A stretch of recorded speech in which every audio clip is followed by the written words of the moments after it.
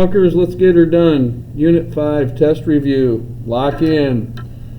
Graph 2 complete cycles. I'm excited if you get one cycle really good, and then the second cycle, I'm not too worried about that. That's just me. So we're going to start with y equals sine of x, and we're going to use a little bit on the right and a little bit on the left, and see if we can get away with this little drawing here. So that goes up to 1, negative 1. And I need to say, you need to have these memorized because they're not going to be given to you. So pi over 290, pi 180, and that's just the way these things are built. So we're going to go with our parent function, y equals sine of x. We know it goes through the origin, up to 1, back to 0, down to negative 1, back to 0. That's our parent function. So what does this do? Well, I'm going to try to be color-coded here. That flips it over the x-axis. So there's step 1. The next thing is going to take the orange thing and double the amplitude. You don't add 2, you multiply it by 2. So that's 1 times 2 is 2. So it just goes up 1, back to 0. And that's negative 1, so it's going to go down to negative 2, and then back to 0. And then the final thing we have to do is move the whole thing to the right pi, which pi is 2 chunks. So this moves right 2 chunks, this moves right 2 chunks. I'm just going to start drawing it so my brain can lock in. 2 chunks. This is going to move 2 chunks right about there. And then that's going to move 2 chunks. So 1, 2, back to here. Now if they wanted 2 cycles, you could just kind of try to repeat it to the best of your ability and then get down to there. So something like that. All right. On to this one. So first thing we understand is cosine. Cosine goes over the origin, not through the origin. Hope you were listening. So the parent function, I might just only do 1 cycle on this just because it's just not really enough space. And yeah, once again, you got to know how to label your own drawing. And here we go. Cosine goes over the origin, kind of like you're starting with a circle, but then it goes from 0 to negative 1, 0 to negative 1. There's 1 cycle. I know the instructions say 2, but I'm going to focus on 1 and then make adjustments. This says triple the amplitude. So negative 1 goes down to negative 3. 0 stays at 0, 1 goes up to 3, 0 stays, negative 1 drops down to negative 3. So that's just going to look like this. All right. So now we're going to move on to this crazy thing. A lot of you on your quiz had issues with this, but if b is 2, we're going to use the formula. The period is 2 pi all over the absolute value of b, but it's positive, so it's 2, so that's pi. Now notice the entire period of cosine is 2 pi, from negative pi all the way to positive pi. The total is 2 pi, but what I really want jumping out at you is half of it is pi, the other half is pi, because we have to say, all right, this is our entire new period, which means pi over 2 is going to be on the left, half of it is going to be on the right. In other words, if my entire period is now pi, this wall has to come into here, this wall has to come into here, and this is a horizontal shrink. We're dividing the period by 2, so we're cutting the period in half. And now we got to squeeze this drawing into that window so it would look like this. And so now we got one more step to do, and we'll make the final step green like we did the last one. We just got to bump that up 1. So this is down 3. So that goes here. I'll just bump that up 1. I'll bump that up 1. That goes up 1. This goes up 1. And so it'd be like this-ish. It's just up 1 unit. Not perfect, but pretty darn good. And then if you needed 2 cycles, you would just kind of duplicate it to the best of your ability and there's 2 cycles without any other markings. I'm just trying to duplicate it. That's what I'm saying. Get one cycle that's excellent and then just try to duplicate it if that's what the instructions say. All right, well, that was a lot, so let's keep going. Consider the angle. Negative means down. Pi over 4, hope you have that memorized, 45. 3 times 45 is 135, so that's a negative 135. So you better get your spinner. There's my spinner. We gotta go down 135, which is just down 90 and down 45 more, which means this is 45, and those are good things to keep track of. What are the coordinates on the unit circle? That means my spinner has to be length 1. The coordinates, the end of the spinner. Well, as you can see, if I connect the dots, always to your x-axis, never to your y. It's just the way it is. We got a 45, 45, 90, and if that's 1, I have to divide that by the square root of 2 to get this side. So I'm going to get rid of that radical in the basement. But I got to remember that's left, so that's negative square root of 2 over 2. And this is the same side, and it's down, so it's negative square root of 2 over 2. So that coordinate point is negative square root of 2 over 2, this one, and then down the same amount. Convert the angle measure to degrees. Well, we already did. That's negative 135. And what's a positive? That means we got to spin the spinner up. Coterminal angle means we spin the spinner and it lands right where the spinner ended last time. So the question is, how far did you spin your spinner in the orange direction? Well, we went 90, 90, and 45. That is 225. If they say convert it to radians, you might want to say, well, that's 45 times, oh, 5.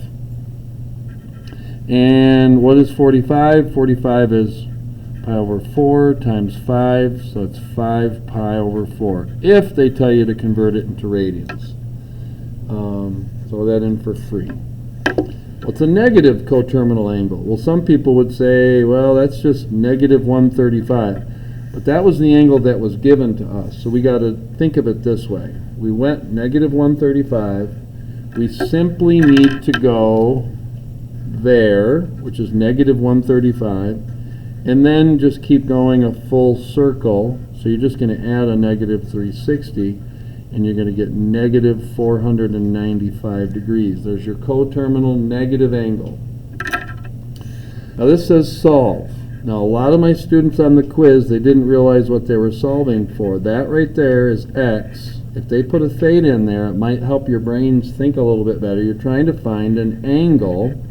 In other words, how far do you have to spin your spinner to make this true? Well, let's add 1, add 1. We go sine of x equals 1. Now what I want my students, can't speak for anyone else, I want you to draw a picture to prove to me you know what the heck's going on. What is sine? Sine is opposite over hypotenuse. How could that ever equal 1? Well, that would mean the opposite side has to equal the hypotenuse. That's the only way you can divide two things and have them equal 1. Well, how does that happen? Well, if we look at 0 degrees, we can tell that the opposite side is 0, and our hypotenuse is some number. Let's just call it 1. So 0 over 1 is definitely not 1. So we know 0 degrees doesn't work. So if we go up to 90 and take a look at it, here's my opposite side. Here's my hypotenuse. You can just kind of look at it. Let's say this is 1. That's 1. Now I know I fell short of 90 degrees. That's just so my brain can kind of look at this to understand that my adjacent side disappears here. But that's when it's going to happen. It's going to happen at 90 degrees. And the reason it doesn't happen down at 270 is because this would be negative 1 and this would be positive 1. And that would give us a negative 1, and that's not what the problem tells us to find. So we only have one answer here. Now I hate to even show this to you, but a different way to tell your calculator to do that is to just go second sine and put your answer in and then hit enter. Oh, it's in radians. So how do I know it's in radians? Well, let's take a look. Let's take a mode. There's radians. Got to go to degrees. Enter. And let's try that. Let's try that again. Second sine 1. Enter. And that confirms our answer. It's 90 degrees. Because that's the only place your opposite side and your hypotenuse are the same. And there's no negatives. Let's try this one. So I'm going to subtract the square root of 3, subtract the square root of 3, running out of pencil lead, always exciting. 2 cosine x equals negative square root of 3, divide by 2, divide by 2. Cosine of x is negative square root of 3 over 2. Is it a coincidence that I brought the negative up here? No. Because this is my hypotenuse, which is always positive. This is my adjacent side, so I'm going to try to draw a picture that represents this situation. All students take Calc. Where is cosine negative? Not here, not here. So how can I draw my adjacent side square root of 3? Negative square root of 3? Right there. I'm going to have to abort, go to a pen. And if that's the square root of 3, and I complete my triangle with a little bit of accuracy, that would mean this is 60, that's 90, this is 30, which makes that a 1. And notice they did not say anything about you have to use a unit circle. That's why I'm using these dimensions. And if this is 1, this is 2. But this would also happen down here. So if that's 30, that's negative 1, that's 2. But they're saying, what is x? And x is how far you spin your spinner to create this picture. Well, that'd be 150 degrees. How far did you spin your spinner to get that picture? We'd spin our spinner 210 degrees. There's our two answers. And that's how you're supposed to do that. All right, find exact values. It sounds like they're saying, hey, use your calculator. That's exactly what they're trying not to say. They're saying use the spinner method, and if you don't, I'm not giving you credit. This is trig. Stop trying to use a calculator and get all the answers right. You're not showing anything. Sorry, I'm getting angry at all of you.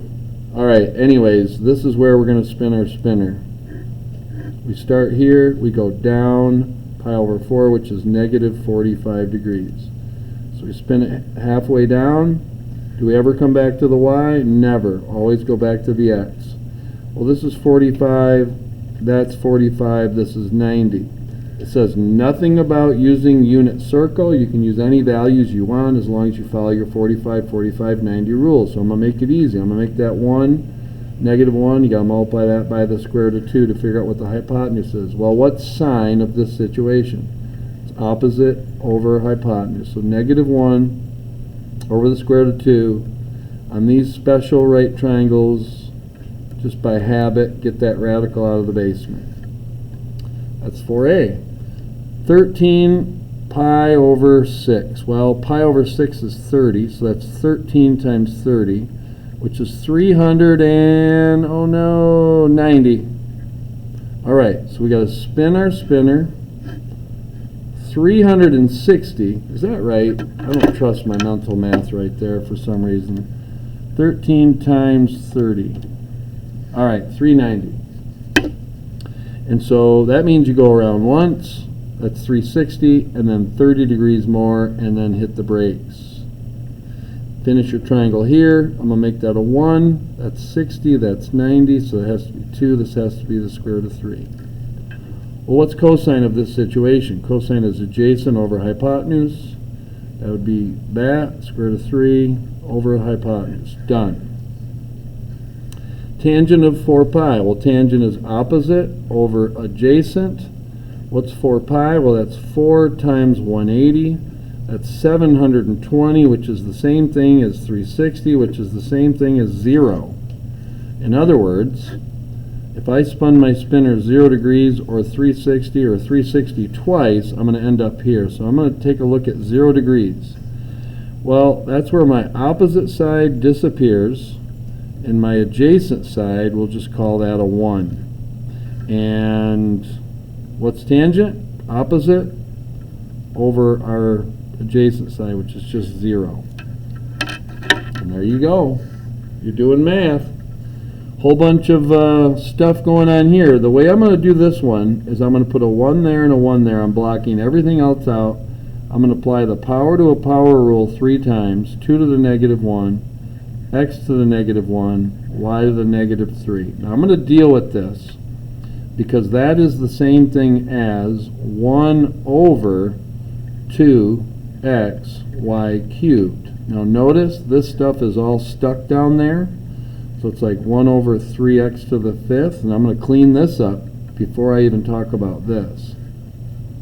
So it'd be 1/6 x to the 6th, because you add 5 to 1, y cubed. Now let's clean this guy up. So 5 squared is 25. Power to a power, we multiply.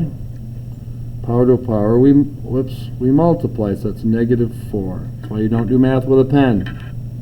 All right, so that's times this. Now I'm going to put a 25 up here. I'm going to put x to the 18 up there, and because this is y to the negative 4, it's just going to drop down into the basement as a positive 4. 25/6 does not reduce. And then I got 18 x's up there, 6 up there. I got 12 more on the top. And then when the bases are the same and you're multiplying, you add. And that's it. It's just a mess. All right, they're going to give us another shot at this. I'm going to tackle this one first. It just looks clean and easy. So x to the 6th, y squared, because there's an invisible 1 there, z to the 6th, times. Now we're going to get back to that in a minute. I'm going to deal with this and this as a power to power, just like I did here, but there's a negative. Yes, you could flip this right away, but I'm not going to do that. I'm going to stick with power to power, 2 to the negative 3rd, x to the negative 3rd, y to the negative 15, z to the negative 6. Guess what all of this does? It goes underneath because they're all negative. So that's 8, that's 2 cubed, x cubed, I got to remember that's a times, so I don't think of that as a minus. Y to the 15th, z to the 6th. This is handy. Those go bye-bye. There's an invisible 1 there, if that helps your brain. So 1/8. Where there are more x's, up top. Where there are more y's, down at the bottom. And the z's took off, so that's it. All right, I'm going to go 20 minutes on this video, so we're just going to keep plugging away. Or, you know what? Yeah, let's. This is a long problem, so we're going to call that good for this video. All right, that's part 1.